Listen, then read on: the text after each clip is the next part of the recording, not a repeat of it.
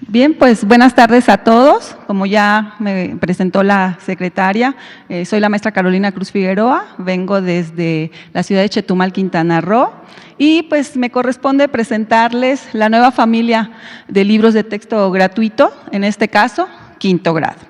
Antes que comencemos con la presentación, agradezco de verdad, maestra, la invitación, agradezco que nos hayan tomado en cuenta nosotros como docentes el haber participado en la elaboración de los proyectos, en la elaboración de estos libros de texto, que en verdad están hechos con el corazón, están hechos con ciencia y con conciencia.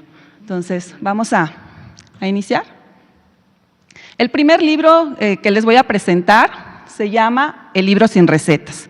Este libro nos presenta una serie de textos que van yo le llamo, si me puede poner la siguiente diapositiva, por favor. Yo le llamo que nos muestra teoría revolucionaria, sin afán de tomar esta palabra revolucionaria como algo bélico, algo de conflicto. ¿Qué va a revolucionar este libro? Va a revolucionar nuestras ideas, va a revolucionar nuestra forma de ver quizá ya nuestra práctica docente.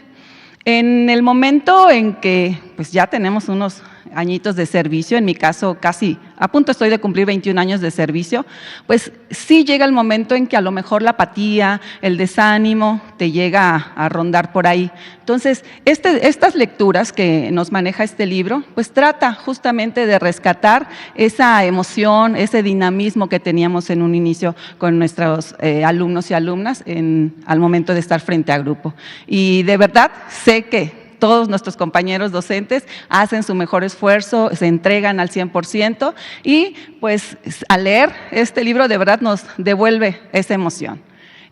Aporta elementos pedagógicos, conceptuales y metodológicos en la manera en que nos va a apoyar en la forma de entender el por qué trabajar por proyectos, qué elementos debemos tomar en cuenta. Y nos maneja también una didáctica decolonial, quizá para algunos un término nuevo, un término novedoso, en el que lo que se busca es nada más que el niño aprenda de su realidad, de su contexto. ¿Sí? Y pues algo que ya hemos visto durante muchísimos consejos técnicos, algo que siempre se maneja en cursos de formación continua, hay cursos específicamente para trabajar este tema de evaluación formativa y pues como docentes sabemos qué es lo que nos pide. Ya no nada más enfocarnos en una evaluación sumativa, una calificación numérica, sino tomar todos los aspectos que podamos, todas las herramientas que necesitemos para determinar qué tanto hemos avanzado, qué tanto como docente nos falta hacer y los niños que ahora sí que van con su paso adelante, qué tanto han mejorado y qué tanto les falta por mejorar.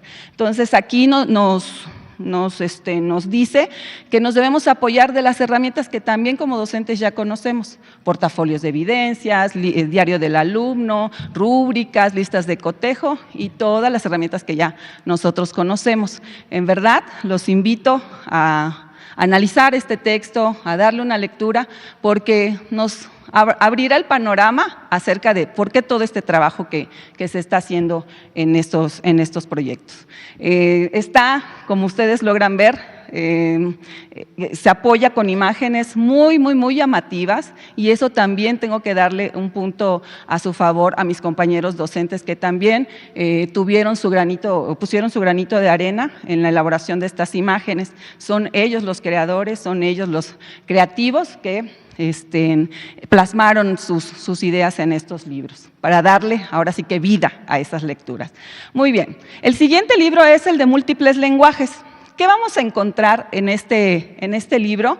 Pues lecturas encaminadas no solo a cuentos, no solo fábulas como se utilizaba el libro anterior, sino que estas lecturas están encaminadas a hablar de literatura, hablar de arte, hablar de cultura, de historia. Y también hay cuentos o hay lecturas, hay textos que nos explican cosas de matemáticas, aunque sé que por ahí dicen que las matemáticas desaparecieron y todo, créanme que no, las matemáticas están inmersas, existen en los proyectos y nada más que ahorita lo que se realizó es englobar, enfocar todas las materias en un solo proyecto. La siguiente. No suple al libro de lecturas, ¿sí? Pero sus lecturas que maneja son lecturas con propósito. ¿Por qué con propósito? Porque cumplen la función de apoyar el trabajo de los temas que se ven en los proyectos de aula, los proyectos escolares y los proyectos comunitarios. Entonces, cada una de las lecturas tiene un propósito, tiene un fin de apoyar el trabajo que se desarrolla en los proyectos. Son lecturas que tratan de mostrar el entorno, el contexto del alumno y son digeribles para ellos. Integra elementos, pues como ya mencioné hace ratito, muy llamativos, imágenes reales en ocasiones, imágenes, dibujos, a través de dibujos y pues si uno como docente te llama la atención, pues obviamente al niño muchísimo más. ¿Qué buscan estos textos en general? No solo que el niño imagine, no solo que el niño decodifique signos, lo que se busca en realidad es que reflexione y sobre todo que interiorice todos los saberes que puede obtener de estas lecturas. ¿Sí? La siguiente. Este libro, Proyectos de Aula, van a decir ustedes, a lo mejor ahí esta maestra, pues todos los libros le gustan, es el fin, ¿no? Para eso la trajeron, pero no, en realidad cada uno tiene su propio interés, su propia chispa, y este en especial siento que refleja todo el trabajo que se realizó con cada uno de los proyectos. Horas y horas de verdad de sesiones en línea, horas y horas de trabajo con nuestros tutores. No son proyectos que nos sacamos de la manga, no son proyectos que, ay, se me ocurrió, voy a ponerlo y ya. En realidad son proyectos hechos con ciencia y con conciencia, como se puede, ahorita vamos a analizar con mis compañeros. ¿Cuál es el propósito de trabajar por proyectos? Aquí viene algo muy importante del por qué.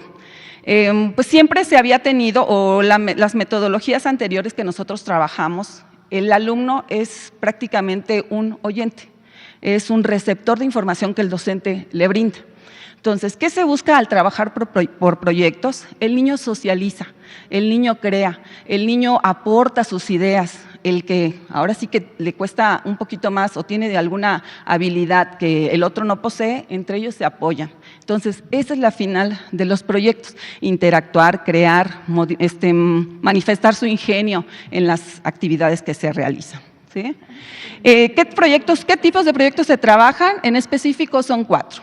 El STEAM, que más adelante lo van a explicar mis compañeras, el aprendizaje basado en problemas, el aprendizaje basado en comunitarios y el aprendizaje basado en servicio. Ahorita vamos a ser más explícitos en esa parte.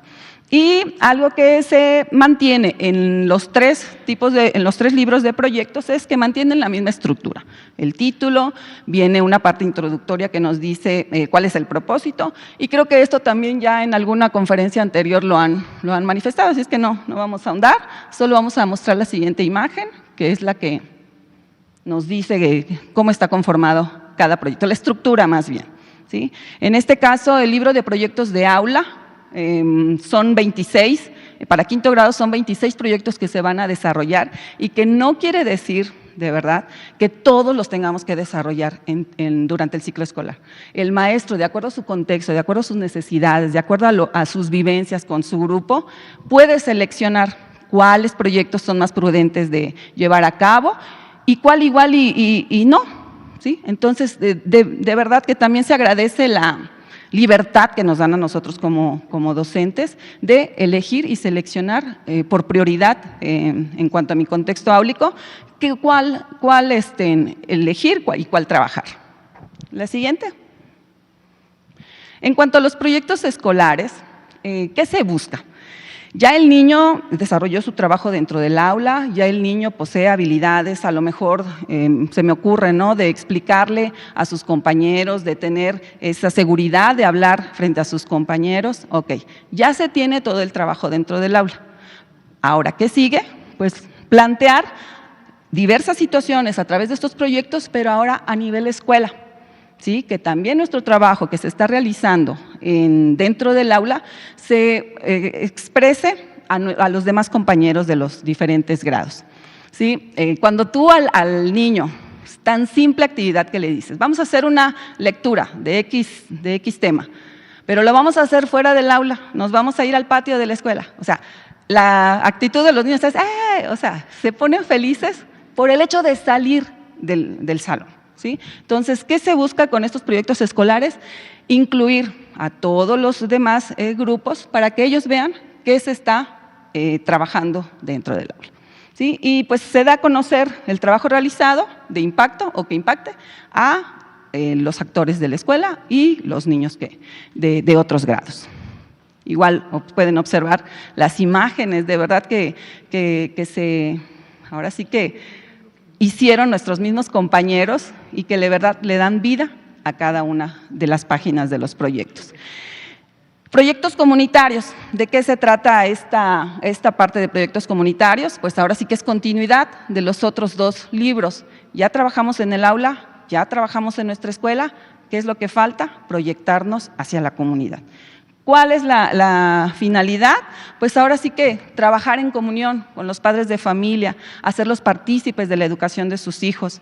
Eso también nosotros desde hace muchos años lo estábamos pidiendo, que los papás sean partícipes de la educación de sus hijos. Cuando como maestros recibes el apoyo de los padres de familia, de verdad que se hace un gran trabajo. ¿El que sigue, maestro?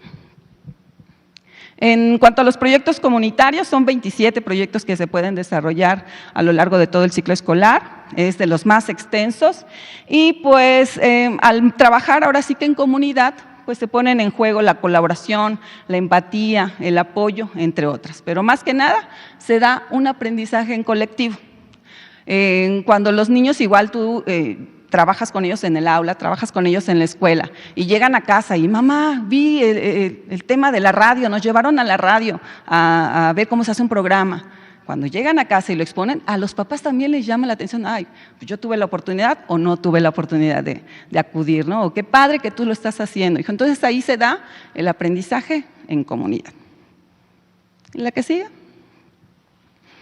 Este libro, otra vez, también es muy importante en el trabajo dentro del aula, nuestros saberes. ¿Qué vamos a encontrar ahí? Bueno, me atreví a denominarle diccionario portátil o glosario móvil, porque aparte de que no solo es para los maestros ni para los niños, también es para los padres de familia. ¿Y qué encontramos en este libro? Pues más que nada la definición de algunas palabras, la definición de algunas ideas, y no solo trabaja las asignaturas, temas de diferentes asignaturas, sino tiene información de todos los campos formativos. Aquí se manejan 3 momentos o 3 partes para los cuales está enfocado. En este caso, para el alumno, está la sección de exploremos, para los maestros está la sección de profundicemos, y para los padres de familia, que esta vez también los vamos a poner a trabajar desde el aula, padres de familia, situaciones para aprender en familia. Entonces, ya no va a haber quizá el pretexto de, maestra, no hice la tarea porque se me fue el internet, o maestra, no hice la tarea porque la biblioteca está muy lejos. Entonces, aquí ya tienen una herramienta de la que se pueden apoyar para hacer sus investigaciones de los temas que se trabajan en el aula. ¿La que sigue? Este es su índice, de los más grandes, de los más amplios que se puedan ver en todos los demás libros. Pues justamente porque pues, podríamos decir que es el glosario, ¿no? La siguiente. Y pues un libro ahora sí que no novedoso podemos decir, pero sí llamativo, es el de Cartografía de México y el Mundo. Sí, es muy similar a lo que trabajábamos nosotros con el Atlas de México, sin embargo, el Atlas de México a veces no cabía en la mochila y lo dejábamos o no sabíamos ni cómo trabajarlo por el tamaño, ¿verdad? Se nos dificultaba a los niños ponerlos en el pupitre, igual se le dificultaba, pero pues siempre la información pues era muy relevante. En este caso, el libro de Cartografía de México nos muestra mapas, nos muestra situaciones, nos muestra fotografías de nuestro país y de la información que se requiera para igual desarrollar los proyectos de que estemos trabajando dentro del aula. Y hasta aquí, termino, maestra. Le damos la palabra al maestro Enrique Guzmán Sánchez. Gracias, maestro. Adelante. Gracias, maestra Leti. Estimadas familias, padres, madres de familia y niños que estén en casa, manos arriba, manos abajo. Es un maestro de grupo, maestros de grupo que estamos elaborando estos libros de texto. No somos marcianos, no venimos de otro planeta. Somos los maestros que diariamente están con sus niñas, con sus niños, jugando, aprendiendo, cantando, marinero que se fue a la mar y mar y mar. Eso es lo que hacemos. Y ahora la democracia circular que la nueva escuela mexicana nos generó, pues afortunadamente pudimos participar en la elaboración de los libros de texto gratuitos. A partir de una convocatoria, fueron muchas cuatro convocatorias, en la primero, segundo, después hubo convocatoria para ilustradores, para evaluadores y bueno, tercero, cuarto, quinto y sexto en la que participamos. Los momentos de la estructura didáctica, ¿qué es esto? Es sistematizar, es organizar, ordenar los aprendizajes, la forma en que vamos a compartir el aprendizaje, a generarlo, ¿sí?, con sus hijas e hijos. Esta es la manera. No es al azar, no es una imaginación. Tiene un sistema y tiene una sistematización que nos va llevando paso a pasito para construir ese aprendizaje. Bien, esto es lo que van a aprender sus hijos. Este documento es para los maestros, pero se los voy a decir así bien fácil, padres de familia, pues van a aprender a poner puntos y aparte, suspensivos, adjetivos, adverbios en este proyecto. Pero además, lo más importante, a comunicarse entre compañeros, en escuela, entre familias, en el contexto áulico. Van a movilizar la lengua. Van a movilizar sus saberes comunicativos. Bueno, pues resulta que estábamos en pandemia cuando llegó una niña en clases virtuales y me dice, maestro, yo tengo mucho miedo porque se abrió un socavón en Puebla y tengo mucho miedo porque a lo mejor se abre aquí en Jalapa, donde en la Escuela Constitución estaba yo trabajando como maestro en una escuela tridocente y era director comisionado. Y entonces la niña muy espantada me dijo, maestro, yo tengo miedo de que se abra un socavón. ¿Qué va a pasar si se abre? ¿Qué es un socavón, hija? Mi papá me dijo que es un hoyo que se abre en la tierra, porque lo vimos en las noticias. Y después mi papá pues, nos llevó, sacó el celular y se puso a investigar. Y dice ahí que es por la extracción exacerbada o exagerada de que sacaron mucha agua y entonces se cayó a la tierra. La intención didáctica no la hice yo, la propuso mi alumna. Mi alumna Larisa, que decía, el sobacón, ja, ja, ja, ja, ja, ja. Esa alegría, ese entusiasmo de los niños es la intención didáctica.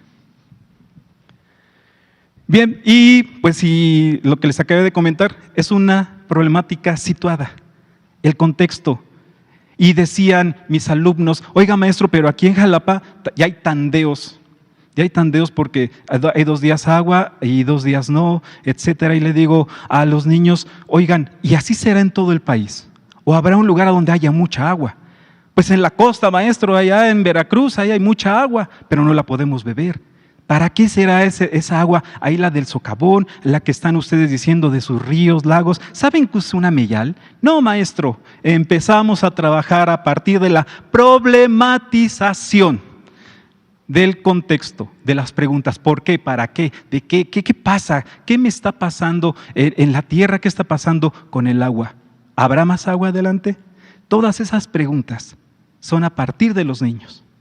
La generación de este proyecto es a partir de las preguntas de los niños.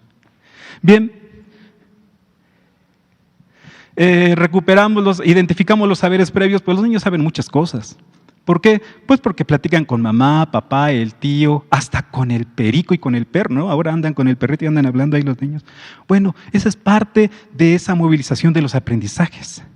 Los niños tienen muchos saberes Nosotros tenemos la sistematización. Pero ellos entonces en esta fuente dijeron, se les pone un producto, una lectura y empiezan a buscar palabras. ¿En dónde? En el diccionario, en el internet, en la biblioteca escolar, en la biblioteca de aula. Es nuevamente la movilización hacia el aprendizaje. Planificamos. Se da respuesta a las preguntas que la problemática planteada generó. Y entonces empezamos con el pensamiento crítico, que más adelante nos van a explicar qué es eso. Pensamiento crítico parecen dos palabras muy sencillas, pero verdaderamente es el centro de la didáctica en el aula. Vayamos y volvamos. Aquí tenemos a un pajcha y un makcha. ¿Sí? En mazateco, abuelo, abuela.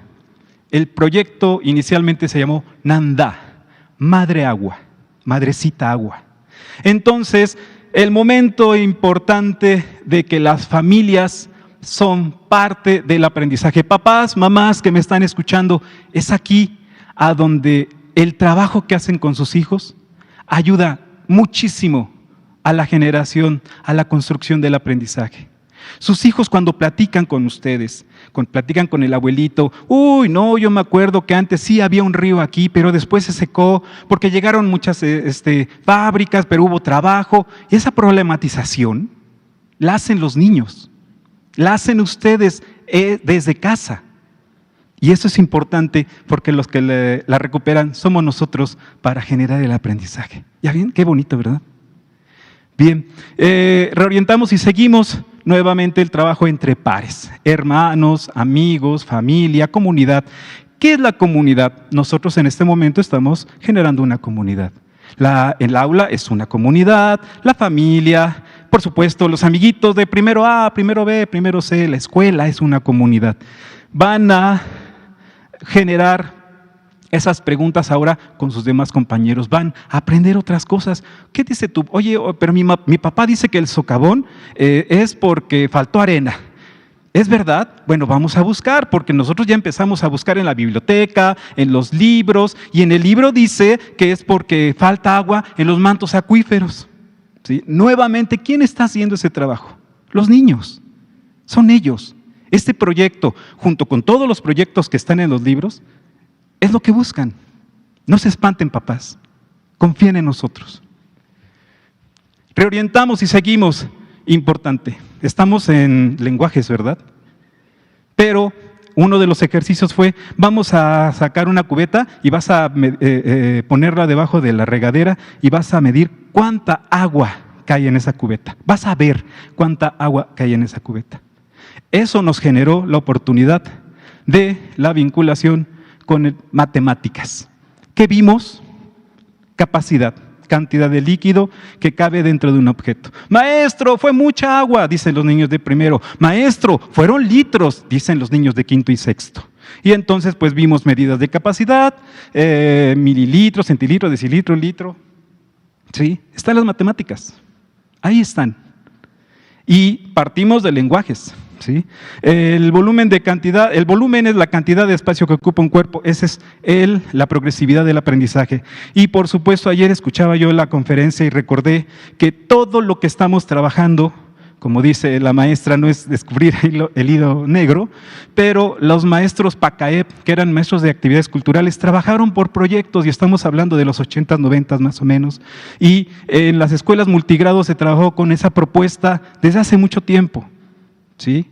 Entonces lo único que ahora y novedoso se genera es que toda área va de una manera globalizadora. Difundimos, a partir de las descripciones obtenidas se elabora y socializa un instrumento. Se comparte, se muestra, una exposición, un periódico mural, pasan de salón en salón. Miren, compañeros, les vamos a hablar del agua, la importancia de cuidarla, porque nos estamos quedando sin agua, y si nos quedamos sin agua, pues ya no vamos a arreglar las plantitas, ya no le vamos a dar al perrito, ya no vamos a poder tomar. ¿Sí? ¿Quién lo hace? Los niños. Los niños se emocionan, corren. Maestro, yo quiero exponer. Eso es lo que es un proyecto. consideramos, se comprueban y reafirman los saberes logrados de la comunidad. El niño buscó, investigó, analizó, así como en las computadoras, en el celular, en la biblioteca, y después dice, sí es cierto, lo puedo comprobar, aquí está mi documento. ¿Y en qué lo va a socializar? En un libro acordeón. El libro acordeón también debe de tener medidas, entonces nuevamente entramos a las matemáticas. Perímetro, área, el acordeón pues debe de tener bien sus rectángulos, bien medidito para poderlo doblar y quede parejito. ¿Sí? Pasamos.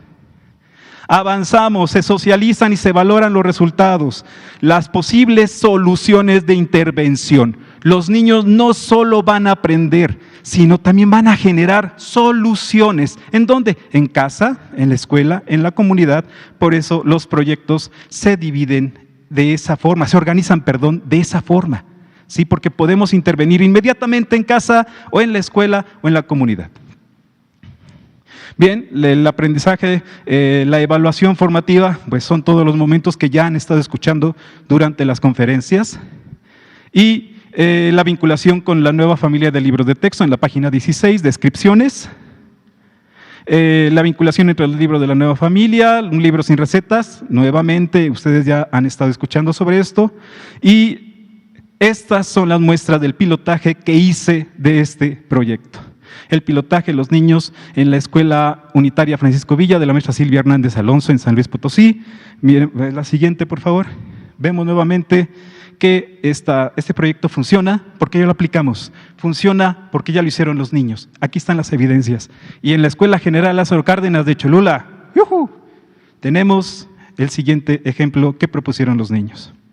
Esa fue propuesta de los niños. Padres de familia, madres de familia, estamos aquí los maestros que han estado siempre con ustedes. No tengan miedo. Nosotros lo hacemos con amor y vocación. Y los libros de texto los trabajamos gracias y de verdad un agradecimiento a Materiales Educativos, a todo el equipo que luego a las 3, 4 de la mañana seguimos trabajando durante muchos días. Gracias. Gracias, maestro.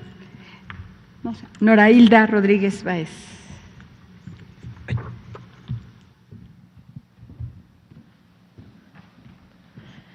Bueno, pues seguimos con la secuencia. Quiero comentarles que este equipo de trabajo que ven ustedes acá, porque bueno, la Secretaría de Educación hizo equipo con nosotros, ¿no? En esta horizontalidad.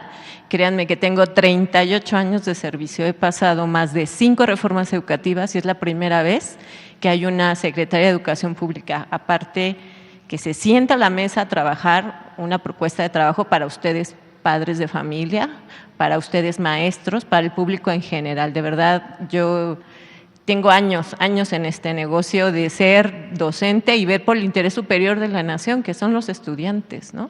Entonces, me dirijo a ustedes, padres de familia, que muchos de ellos fueron mis alumnos en su momento, no hagan cuentas, por favor, no hagan cuentas. Entonces, con mucho cariño, de verdad, les comento, porque ustedes como medios de información pues no saben qué pasa atrás de todo esto, ¿no? Entonces, sí es muy interesante saber que un secretario de Educación Pública pues se siente a la mesa con unos maestros, perdón por la palabra, porque entre los docentes decimos una palabra, como dirían los lingüistas, creadas con imaginación, somos gruperos, ¿no? Andamos en el grupo, nos vamos con los chicos. Entonces, como gruperos que somos, hoy me toca presentarles la parte de este proyecto que se llama Conservemos la Flora y la Fauna. Este proyecto a mí me gustó mucho y es muy pensado porque yo estoy en el área de educación especial. Efectivamente, la Secretaría de Educación mencionó otro lugar o otro espacio en donde estaba, pero los maestros somos errantes y extranjeros en las escuelas, entonces nos dedicamos a transitar para apoyar la educación. Yo estoy en el área de educación especial desde el 2018. Y a estos chicos de educación especial, pues muchas veces ustedes no los voltean a mirar, pero dejen avisarles, padres de familia, que hay algo que se llama Centro de Atención Múltiple, que son escuelas en donde los estudiantes tienen derecho a cursar la educación básica desde inicial hasta secundaria. Y aunque tengan 3 o 4 discapacidades, los niños son sujetos de derecho y van a la escuela. y tiene sus clases. Entonces, estos libros de textos maravillosos fueron pensados también para estos estudiantes. Esta primera lámina, que trae la portada de proyectos comunitarios, que es de 5º grado, tiene algo muy interesante. Si ustedes, medios de comunicación y padres de familia, pueden hacer este close-off que le llaman, pueden identificar la identidad mexicana. Las cordilleras, ¿qué tal? ¿De dónde sale el mezcal y el tequila? ¿No? Y además también tenemos a la familia y a la escuela en comunión. Este es el momento que todo el tiempo hemos tenido con los padres de familia y les agradecemos todos los docentes enormemente en que hayan estado ustedes al pendiente de sus hijos como estudiantes o como ese equipo ampliado que hicieron en la pandemia. Entonces, derivado de ese compromiso que tenemos mutuo, es que está esta propuesta de proyectos comunitarios. Bueno, decía Enrique y decía Caro, el STEAM, que es en su traducción, sus palabras en español es ciencia, tecnología, ingeniería, artes y matemáticas, es la propuesta de trabajo y la metodología que se trabaja acá. Déjenme decirles que a veces las ciencias o la comunidad científica, pues muchas veces ha buscado la manera de cómo incorporar más adeptos a estas comunidades. Entonces, estos libros traen esta propuesta. Entonces, lo voy a decir con cariño, papás, mamás, de verdad, esta propuesta trae algo muy interesante, ¿no? La información al día de hoy está a la mano de un clic. Hay mucha información, estamos en la era de la información. Entonces, toda esta información, los estudiantes la tienen a la mano de un clic. ¿Qué es lo que nos propone la metodología STEAM para tanta información que los niños tienen? Porque también los chicos con discapacidad, pues tienen discapacidad, pero tienen un nivel de indagación muy interesante. Entonces, ¿qué es lo que nos propone? El campo formativo tiene como propuesta STEAM, pero este campo formativo tiene este logo. El logo, para los que nos están escuchando, tiene una forma que tú le puedes dar ese significado y ese sentido. En este caso parece un ADN, ¿no? ¿Qué más parece? Parecen unas poleas. Entonces, cada uno de los campos formativos tiene un icono de representación. Eso, para los estudiantes que tienen discapacidad y no tienen todavía el manejo de la lengua materna, en el caso de español, o para los estudiantes indígenas que su lengua originaria es otra y los libros vienen en español, pues entonces la iconografía les va a ayudar a identificar con mayor facilidad esta parte. Entonces, este campo formativo pretende, dentro de sus objetos de aprendizaje, que es lo que nosotros vamos a trabajar, padres de familia, es que los estudiantes comprendan y expliquen los fenómenos y procesos naturales, como el que va a pasar el 21 de agosto, ¿no? El 21 de agosto vamos a tener un eclipse, entonces ellos pueden empezar a ver este tipo de cosas de una manera razonada con toda la información que hay. También les ayudan a indagar, interpretar, modelizar, argumentar y explicar el entorno. ¿Y eso qué hace? Que se hagan cargo de su aprendizaje. Por lo tanto, este campo formativo ayuda a los estudiantes a resolver un problema determinado o a explicar lo que sucede a su alrededor de una manera gradual, razonada, vivencial y consciente. Esa es la puesta en marcha. Bueno, ¿qué es el pensamiento científico desde la propuesta de STEAM? O sea, ¿a dónde nos lleva? ¿Por qué es tan importante? ¿A qué se refiere esa transdisciplinariedad de las que tanto han estado escuchando ustedes, padres de familia? Bueno, pues no es otra cosa que tenemos las diferentes áreas, que es ciencias, tecnología, arte, matemática e ingeniería. Déjenme contarles que todos los ingenieros o los que se dedican a ciencia están más que contentos, ¿verdad? Porque estamos reforzando y apoyando que haya una comunidad científica dentro del aula y que esta comunidad científica le apueste a que desde la ciencia desarrollen interés y comprensión del mundo. ¿Pero de qué mundo? ¿Del mundo vivo? ¿Del mundo material? Y del mundo físico.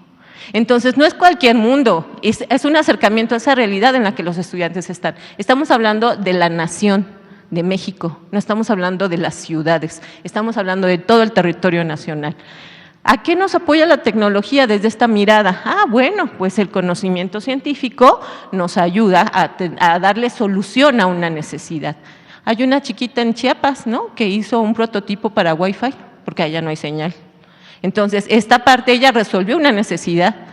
Entonces, también la ingeniería es una forma de aplicar creativamente estos métodos científicos y matemáticos. Y estos métodos científicos y matemáticos nos apoyan para poder tener una vida humana de una manera más confiable, de hacer estas redes de colaboración, de la reconstrucción de un tejido social, que mucha falta hace en algunos entornos. Y no una reconstrucción del tejido social para una ausencia, para una vivencia específica de la paz, porque la paz no es una ausencia de conflicto. Entonces, en esta reconstrucción de esta vida humana forma parte también esto. Ahora, tenemos a la matemática.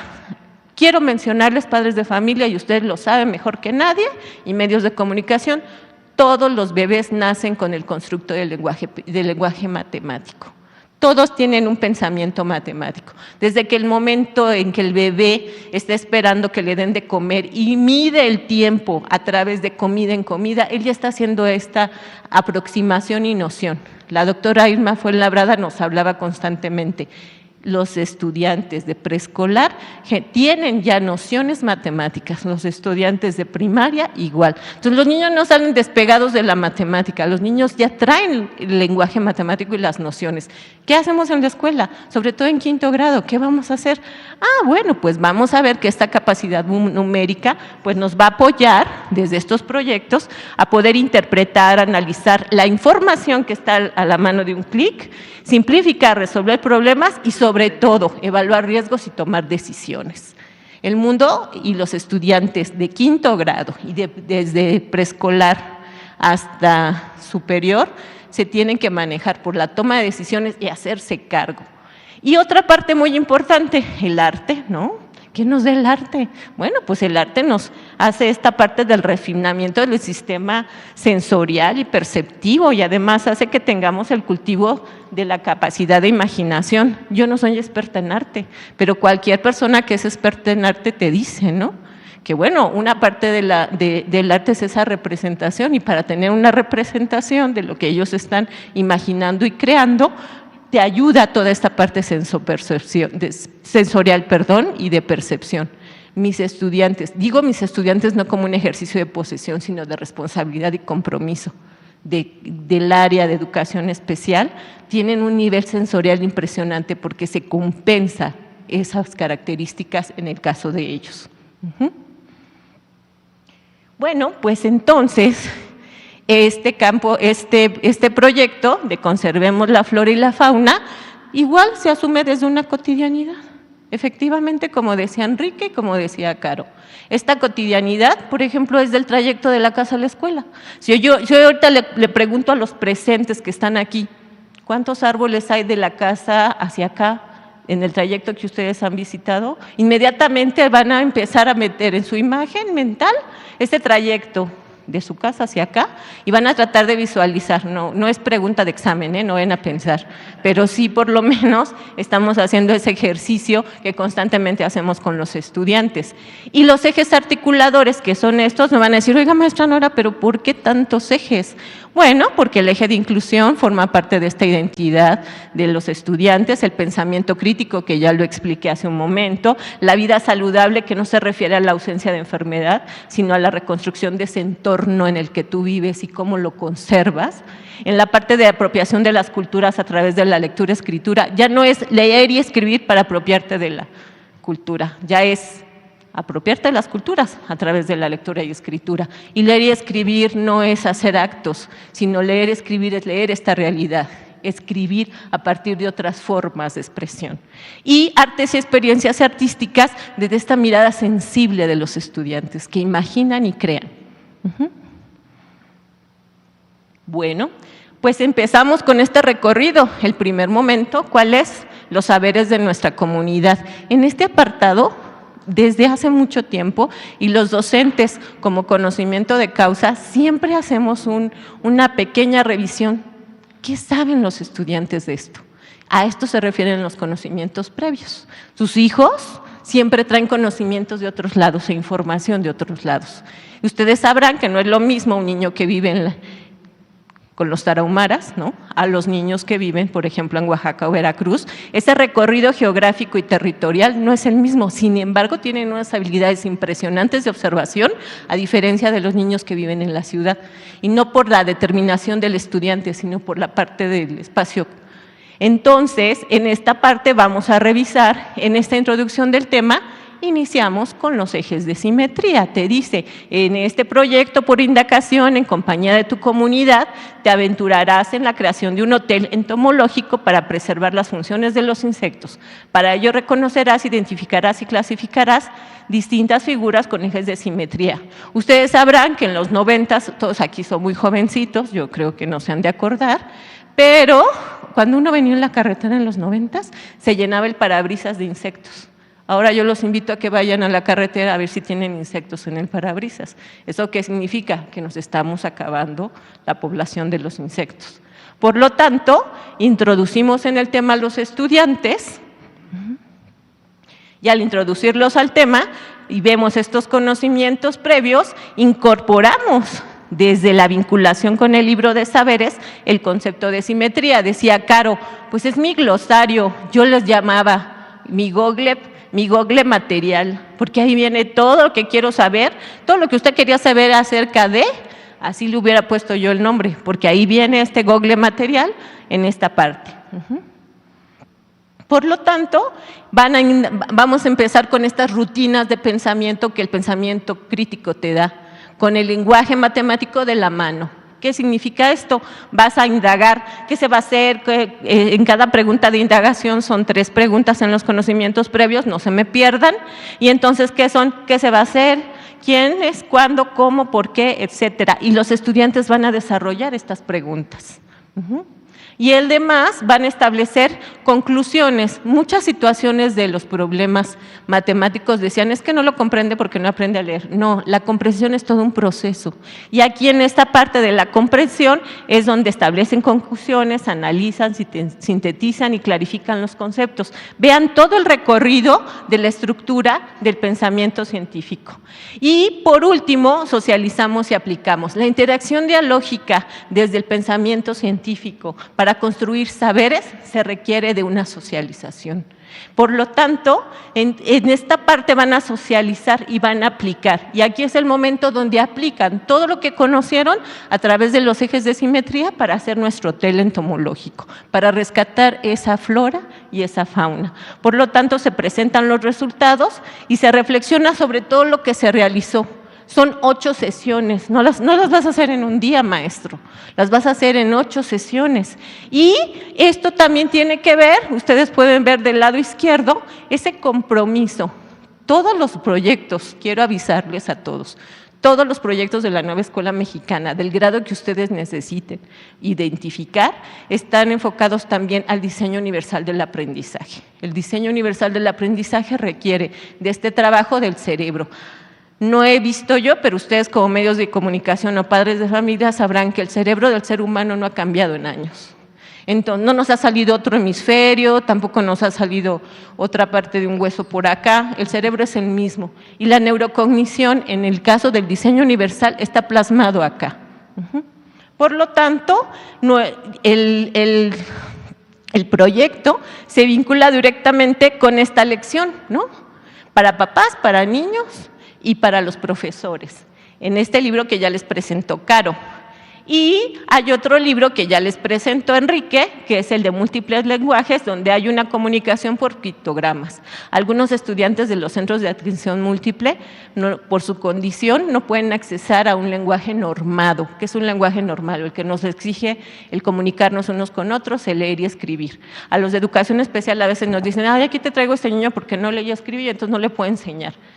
Los proyectos ya no van a tener esa situación porque los tipos de lenguajes que se trabajan acá son todos aquellos lenguajes con los que pueden acceder al conocimiento, ¿de acuerdo? Por ejemplo, este es un ejemplo de pictogramas. Los pictogramas los utilizamos en educación especial para hacer tableros de comunicación y ya vienen en los libros.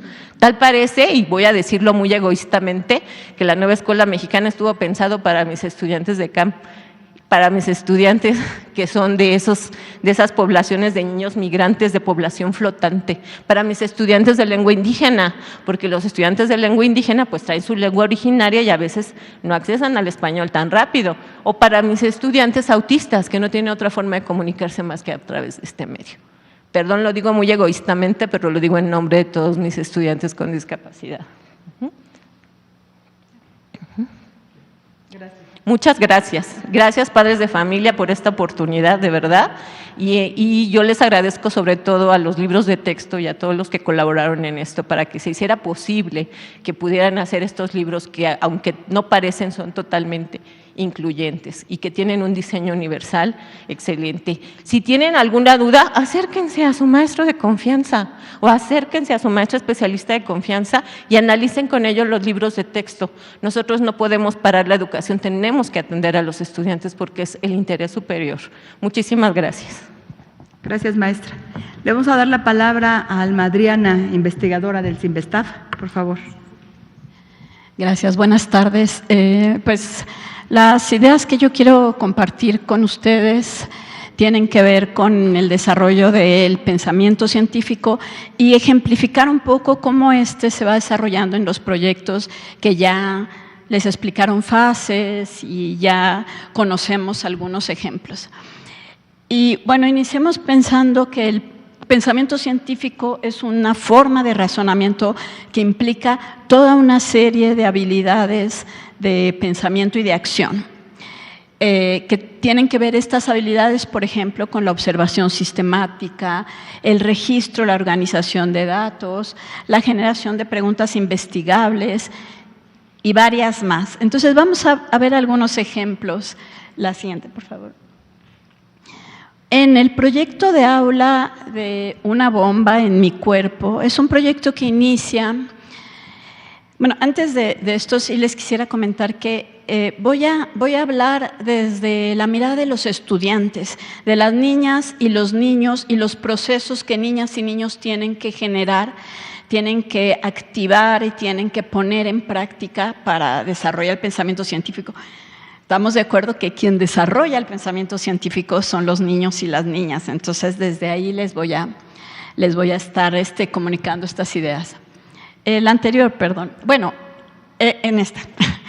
Este proyecto inicia con un relato sobre un abuelo que va al doctor porque tiene problemas cardíacos e invita a los niños y a las niñas a empezar a pensar, bueno, ¿qué pasa con el corazón en nuestro cuerpo? Y pues vamos a hablar entonces sobre este corazón que bombea sangre en nuestro cuerpo. La siguiente. Así se propone a los alumnos la toma del pulso. ¿Y esto qué implica? Pues implica una observación sistemática de un fenómeno, de una situación con la que todos estamos familiarizados, pero que nunca le ponemos mucha atención. Implica identificar regularidades. Tenemos 8 alumnos o tenemos 30 alumnos en el grupo, cada uno se toma el pulso. Bueno, vamos a ver esas regularidades y también las singularidades. Y vamos a partir de ello a generar algunas preguntas. Entonces, esto es muy interesante porque una de las cosas que vamos haciendo es problematizar la realidad. La realidad, nuestra cotidianidad, normalmente no la problematizamos, la vivimos, la disfrutamos o la padecemos, pero en el aula la vamos a problematizar, pero no generando el problema, sino permitiendo a los niños y las niñas observar un fenómeno desde otro punto de vista que nunca se los habíamos planteado. ¿La que sí, por favor? Entonces, les planteamos, bueno, ahora vamos a medir el pulso corriendo, con ejercicio moderado, con ejercicio intenso, y vamos podemos hacer gráficas, podemos hacer progresiones, ver tendencias, y entonces volvemos a desarrollar habilidades de pensamiento científico. La que sigue, por favor. En un momento dado, pues surge la pregunta, bueno, lo que van a identificar niños y niñas es que el latido cardíaco y el pulso se acelera con el ejercicio. Entonces, bueno, ¿por qué se acelera cuando hago ejercicio? Entonces necesitamos ver pues qué función tiene el corazón. Esta actividad lo que propone es el empezar a pensar con analogías, desarrollar una maqueta que finalmente es una analogía del corazón. Y el corazón como bomba, pues es una analogía que surgió en la historia de la ciencia para explicar el funcionamiento del corazón, ¿no?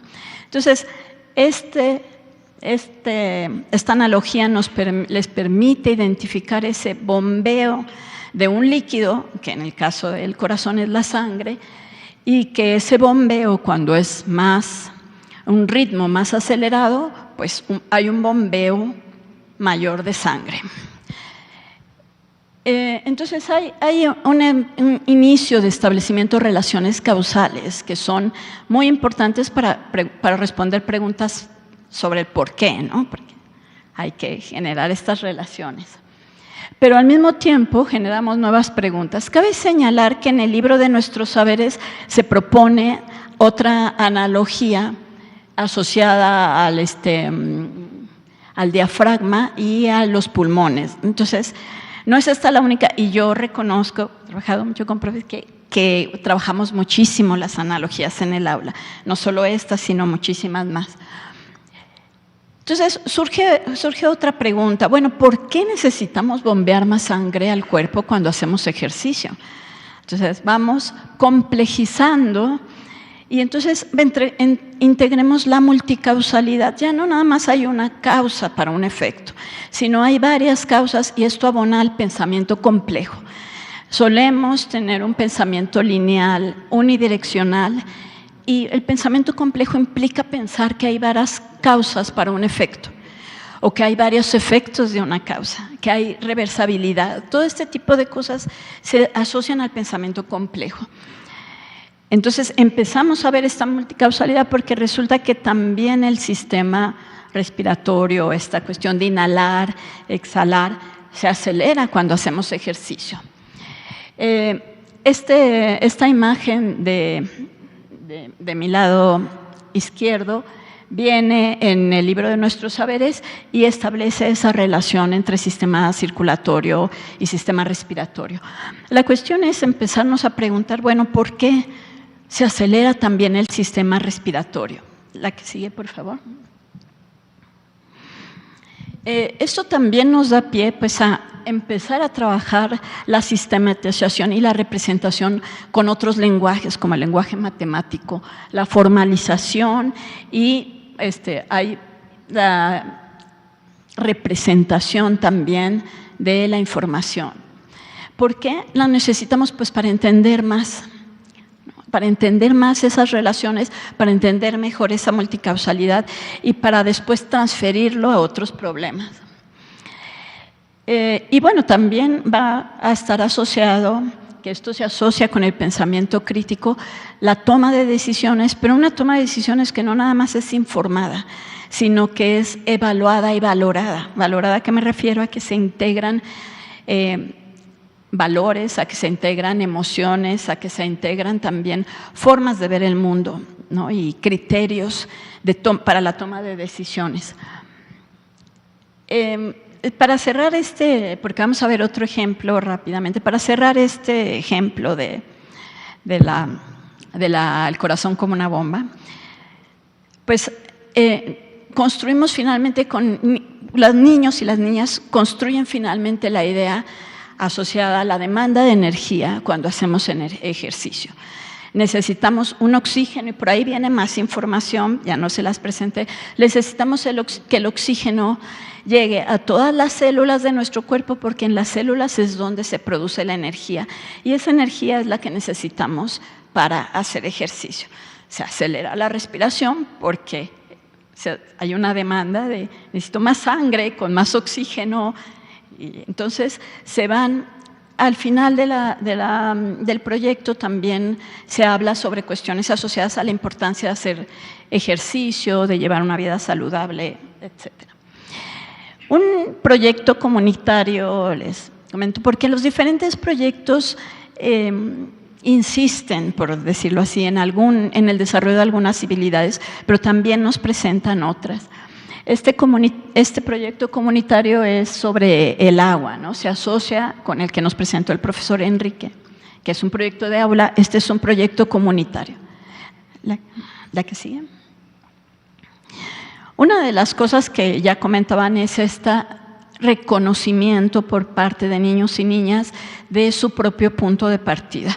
Esto es importante porque para desarrollar procesos de metacognición y de aprender para el futuro, necesitamos reconocer qué sé, qué no sé, después qué aprendí, cómo lo aprendí, qué estrategias utilicé para aprenderlo.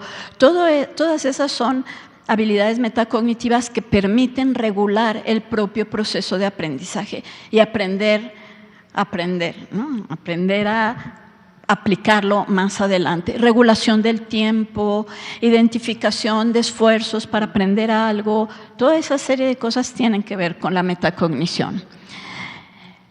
Volvemos a esta idea de registrar sistemáticamente, en este caso, cuánta agua gasto en mi casa, cuánta agua gasta mi familia, cuánta agua gasta mi comunidad. Y estamos hablando acá por un lado, esta es una imagen del libro también de los saberes, la de la izquierda. Por un lado, de otra vez problematizar nuestra realidad, pero al mismo tiempo identificar otras realidades, porque lo que tenemos muy claro es que el gasto de agua es muy diferente en las diferentes comunidades, ¿no? La que sigue, por favor. Problematizamos acá también los hábitos de consumo, porque propone a los alumnos reflexionar sobre, bueno, qué tanta agua gastas al bañarte, al lavarte las manos, etcétera, pero qué tanta agua se gasta para hacer un celular, qué tanta agua se gasta para elaborar un carro, para elaborar una televisión, para elaborar la ropa que traemos puesta. Esta es la que le llaman agua virtual. La que sigue, por favor. Entonces, otras habilidades pues son la evaluación de las consecuencias de ciertos actos o de ciertas tomas de decisiones, el planteamiento de alternativas y el reconocimiento de posturas. Nuevamente, repito aquí al libro de saberes, donde hay también diferentes formas de plantear los datos, y un aspecto muy interesante que llamó la atención es el pasar de datos cuantitativos a cualitativos. Acá podemos ver cuánta agua gasto yo, cuánta agua gasta mi comunidad, cuánta agua gastamos en México, cuánta agua gastamos en América, ¿sí? Cuánta agua gastamos en el mundo, y ya sabemos que no nos alcanza. El asunto es que esos son datos cuantitativos. Pasar a lo cualitativo implica ir a explicar y a la comprensión profunda de las causas y las consecuencias. Podemos tener una tabla con muchos números, pero la cuestión también es saber interpretar y en un momento dado describir, y en un momento dado justificar, y más adelante argumentar, y finalmente llegar a una toma de decisiones fundamentada en evidencias, en pruebas, en reflexiones. La que sigue. Un aspecto también importante de esta parte que ya nos han explicado, que tiene que ver con la comunicación y la socialización, es el generar convenios y convencionalismos. Esto nos permite llegar a acuerdos, nos permite la comunicación, pero también nos permite la creación de imaginarios y también nos permite la creación de formas de convivencia. Entonces, el lenguaje científico, por ejemplo, es un lenguaje muy especializado, pero acá está también una imagen sacada del libro de nuestros saberes. Pues esto desde todas las épocas hemos tenido que generar convencionalismos. Aquí hay un montón de convencionalismos, y sabemos que ustedes sentados allá, nosotros sentados acá, todos bien calladitos mientras yo hablo. Sí, que se generan culturas, porque se generan símbolos y significados. Y esto pues se hace, también es parte de lograr un desarrollo del pensamiento científico, el desarrollo del pensamiento crítico, el identificar que hemos llegado al acuerdo como sociedad de llamarle así, o hemos llegado al acuerdo de que sea así. No es que así sea la realidad, llegamos al acuerdo de que es así. Entonces, bueno, finalmente, en este mismo proyecto se proponen nuevamente la reflexión sobre lo que hicimos, cómo lo hicimos, y esto tiene que ver con aprender a aprender, pero también con aprender a vivir en comunidad y con aprender a ser, que tiene que ver con las identidades. Entonces, todas estas cosas nos las están ahí propuestas, ¿no? Claro que necesitamos trabajarlas en el aula, que necesitamos que alumnos y alumnas las tomen, las recreen, las elaboren para pues lograr avanzar en este sentido que ya está propuesto y que pues que podemos retomar. Me parece que es la última. A ver, la que sigue ya no hay más, ¿verdad? Bueno, pues muchísimas gracias. Muchas gracias, Adriana. Ahorita les voy a dar la palabra a ustedes. Además, déjenme comentarles aquí, platicando con Nora y con Enrique, que quedaron muchas cosas por decir. Hay tanto que decir sobre este tema, tanto que decían, es que nos faltó esto, es que no hablamos de las canciones, es que no hablamos de los juegos, es que no pudimos comentar cómo participamos, cómo organizamos a las niñas y a los niños, cómo le hacemos para interesarlos, cómo hay diferentes características de niños que luego ante temas muy complicados lo único que hacen es escuchar, no quieren hablar, cómo promueves que participen. Entonces aquí estábamos comentando, decíamos, hay tanto que comentar, tanto que decir, tanto que aprender de las maestras, de los maestros, de quienes están de responsables, de conducir hacia ese gran mundo del aprendizaje a sus hijos y a sus hijas, que cuando hay pasión por lo que estás haciendo, la verdad es que falta mucho por decir.